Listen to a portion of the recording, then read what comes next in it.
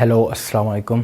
ये वाली वीडियो जो है ये अभी मैं आपके पास जो कैपिटल मार्केट सीरीज़ मैंने अभी आपके साथ शुरू की है, ये उसका एक हिस्सा है। पिछली वीडियो में मैंने आपको समझाया था कि कैपिटल मार्केट का पूरा स्ट्रक्चर कैसे होता है। इस वाली वीडियो में मैं आपको समझाऊंगा कि आपने एक अकाउंट स्टॉक एक्सचेंज पर किस तरह ओपन करना है, किसके थ्रू ओपन करना है, आप कहाँ से ओपन करवाएंगे, मतलब और पूरा प्रोसेस क्या है। तो ये बताने से पहले मैं आपको दो चीज़ें और समझाऊंगा कि जो स्टॉक मार्केट में जब इनिशियली हमने कहा था कि कंपनी अपने आप को लिस्ट करती है, तो जब कंपनी पहली दफ़ा स्टॉक एक्सचेंज पे जाती है और अपने आप को लिस्ट करती है तो उसको हम कहते हैं इनिशियल पब्लिक ऑफरिंग। तो इनिशियल पब्लिक ऑफरिंग जो है, इनिशियल पब्लिक ऑफरिंग जब कंपनी करती है तो उस वक्त इस मार्केट में तो उसको कहते हैं प्राइमरी मार्केट। जब इनिशियली शेयर बेचे जाते हैं, उसके बाद जब भी शेयर बेचे जाएंगे, ख़रीदे जाएंगे, उसको कहते हैं, वो उसको सेकेंडरी मार्केट कहते हैं। वो हम और बहुत सारे लोगों के आपस में होती रहती है वो, क्योंकि कंपनी के पास इनिशियल पब्लिक ऑफरिंग के बाद पैसा चला जाता है तो जो उन्होंने रेस करना होता है। अब इनिशियल पब्लिक ऑफरिंग के बाद तो वो चला गया। अब सेकेंडरी मार्केट में हम आपस में जो मार्केट के प्लेटफॉर्म पे ट्रेडिंग करते हैं, एक दूसरे को ख़रीदते बेचते हैं। जाहिर सी बात है, हमें नहीं पता चल रहा होता किसको से ख़रीद रहे हैं और किसको बेच रहे हैं। वो आपस में जो प्लेटफॉर्म पे आपने एक बिड डाल दी कि मैंने बस ये मतलब ऐसे करना है, और सेल की, बाइंग की, ये सारी वो आप करते रहते हैं। तो जब प्राइस मैच हो जाती है तो आपकी ट्रांजैक्शन जो है वो पूरी हो जाती है।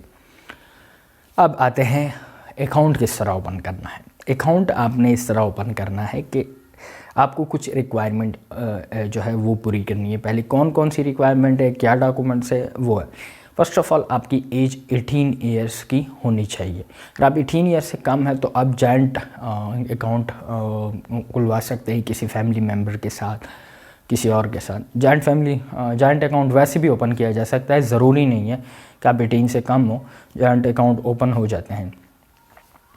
अब आपको 18 ईयर एज, आपके पास बैंक अकाउंट होना लाजमी है, जिसमें क्या हो, उस बैंक अकाउंट जो जिसकी बायोमेट्रिक हुई हो।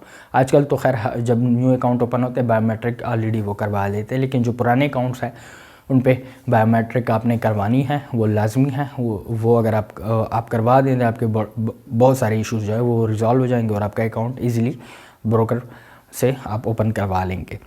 वो ज़रूरी है आपके पास अपने आईडी कार्ड की अटेस्टेड कॉपीज़ होनी चाहिए, ठीक है।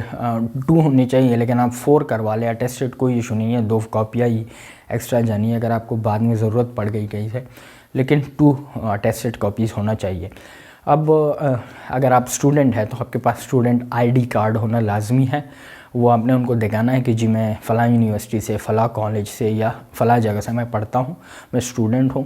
अगर वो नहीं है तो बोनाफाइड लेटर आप उनको दे देंगे कि जी मैं हाँ इस यूनिवर्सिटी का स्टूडेंट हूँ। वो आपको सिग्नेचर करके देंगे जी हाँ ये हमारा स्टूडेंट है और जेन्युइन स्टूडेंट है। अगर आपके पास मतलब ये सारी चीज़ें जब आप ये सारी चीज़ें पूरी कर लेंगे तो उसके बाद आपने क्या करें, एक और इशू आता है कि इनकम सोर्स रिवील करें। अगर आप स्टूडेंट हैं तो इतना इशू आपके ऊपर नहीं आएगा, वो इशू समझ में आ जाता है कि जी स्टूडेंट हैं, इसके पेरेंट्स ही इसको वो कर देते हैं। वरना अगर आप कहीं जॉब करते हैं, आपने अपनी इनकम टैक्स की जो डिटेल है वो उनको देनी होती कि जी मेरा ये नंबर है, मैं इनकम टैक्स वो उनको बताना पड़ता है।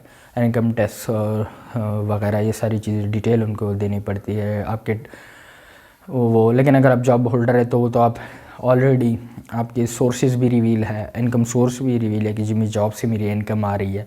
अगर कोई और इनकम है तो उनको बतानी पड़ेगी। लेकिन हर ब्रोकर का अपना तरीक़ाकार होता है। इस स्पेसिफिक सिनेरियो के रिलेटेड आपने ये ब्रोकर से पूछना है कि जी मैं किस वे से आऊँ।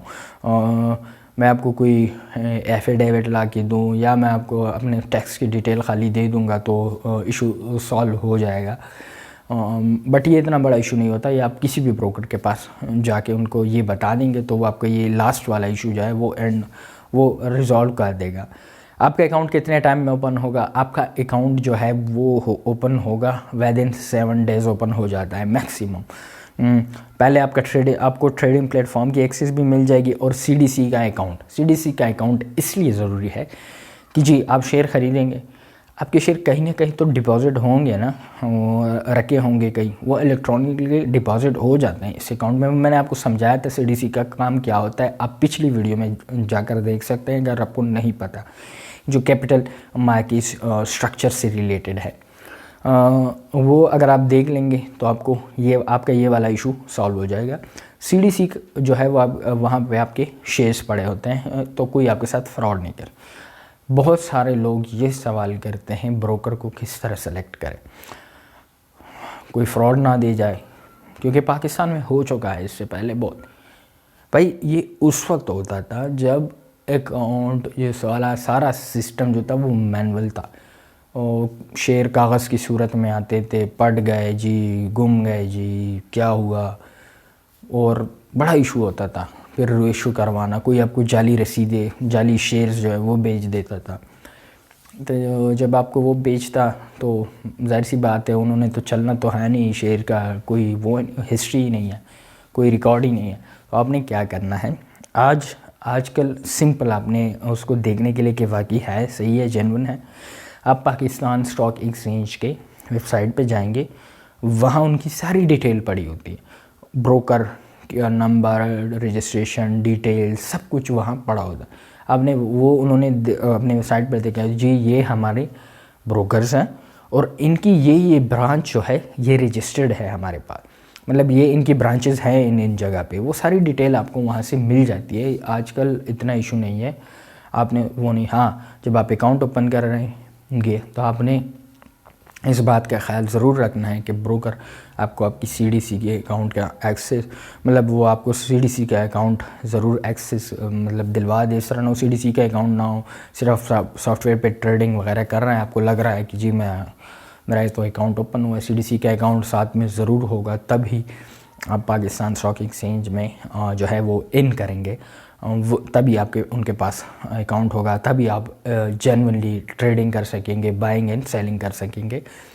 हाँ, सीडीसी का अकाउंट में जब आप शेयर ख़रीदते हैं तो आपकी सीडीसी के अकाउंट में विद इन 3 डेज़ वो ट्रांसफ़र हो जाते हैं, वो shares with in 3 days working days transfer होते हैं। उससे पहले वरना NCCPL सारी और ट्रांजैक्शन की वो कर देता है, एडजस्टमेंट करता रहता है जब सेलिंग बाइंग करते हैं।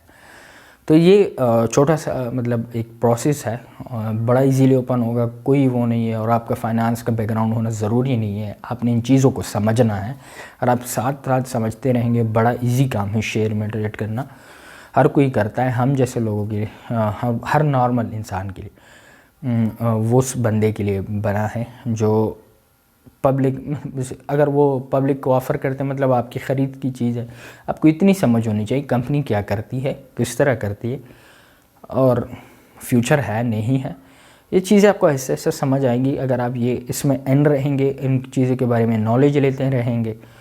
तो इंशाल्लाह अगली वीडियोज़ में मैं आपको ज़रूर बताऊँगा कि इस बाकी काम आपने इसको समझना कैसे है।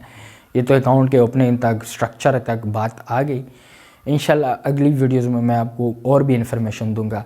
आपने क्या करना है, आपने सब्सक्राइब करना है मेरे चैनल को, आपने वो लाइक का बटन भी दबा देना है। इससे यूट्यूब को क्या लगता है, अगर आपने नॉलेज ली है और आपको लगता है अच्छी वीडियो, तो वो आप लाइक का बटन इसलिए दबाए क्योंकि यूट्यूब को लगता है कि जी हाँ, लोगों को इसने कुछ ना कुछ अच्छा दिया है, तो औरों को भी सजेस्ट करते रहते हैं। लाइक का बटन दबाना है और इसके बाद आपने बेल का आइकॉन ज़रूर दबाना है ताकि आपको अगली वीडियो की नोटिफिकेशन मिले जब इसके बारे में हो, स्टॉक्स के बारे में हो या किसी भी और अर्निंग के सोर्स के रिलेटेड हो।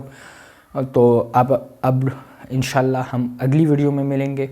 अल्लाह हाफिज़।